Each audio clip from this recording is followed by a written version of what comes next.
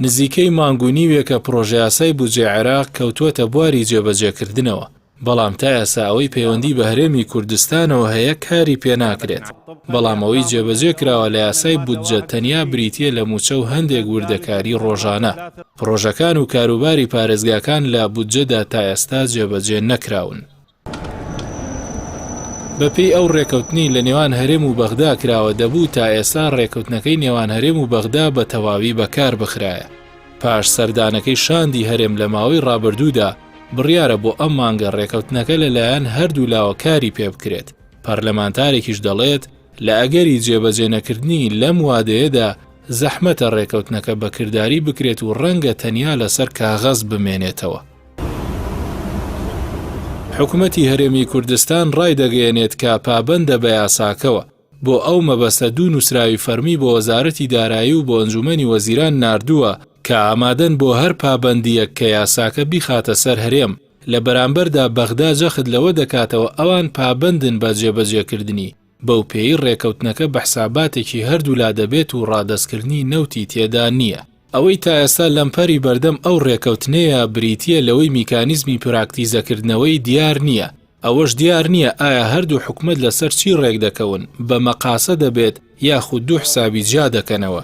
واتە هەمووی ژمارە و پێویست ناکات هەرێم پارە بنێرێ بۆ بەغداد و بەغدادیش پارە بنێرێتەوە، بەڵکو هەردوو لا تەنیا پێویستیان بە پرۆسەی تەسویەیە. بەپێی زانیاریەکان ڕێکەوتنەکە لە ڕووی سیاسی و یاساییەوە هیچ کێشەیەکی نییە، تەنیا لە ڕووی هونەری و میکانیزمی کارپێکردن ماوەتەوە.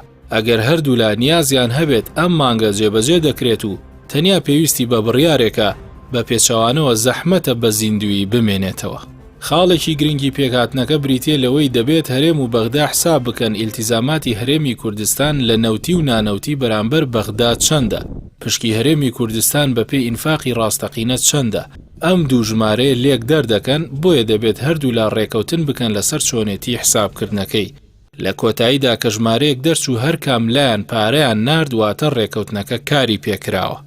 بە بڕوای چاودێران ڕێکەوتنەکەی نێوان هەرێم و بەغدا ئەگەر جێبەجێ بکرێت تەنیا مەسەلەی دەستکەوتنی پارە نییە، بەڵکو جۆرێکە لە سەقامگیری سیاسی و ئابووری کە فرۆشتنی نەوتی هەرێمی کوردستان بە یاسایی دەکات و بەغداد سکاڵا لە ڕێی هیچ دادگایەکەوە لەسەر فرۆشتنی نەوتی هەرێم ناکات. هەروەها ڕێگە دەدات هەردوو لا بەرهەمی ناوخۆیی لە باکوور تا باشووری عێراق ساخ بکەنەوە.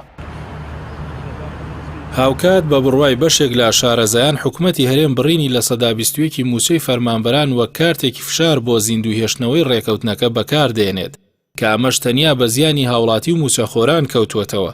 بەو پێی کاتێک نرخی بەرمیلێک نەوت تەنیا $30 بوو، ڕێژەی بڕین لە موچە لە سەدا 21 بوو. ئێستاش سەرڕایەوەی نرخی دۆلار بەرامبەر دینار زۆر بەرز بۆتەوە و نرخی هەر بەرمیلێک نەوتیش گەیشتووەتە سەر و $70. بەڵام هەمان ڕێژەی بڕین بەردەوامە کە ئەمەش پرسیارێکی بێوەڵامی لای هاوڵاتیان و ئابووری ناسانیش جێهێشتووە کە ئایا حکوومەتی هەرێم بەنیازی چییە و تاکەی درێژە بەم سزادانەی فەرمانبەرانی دەدات.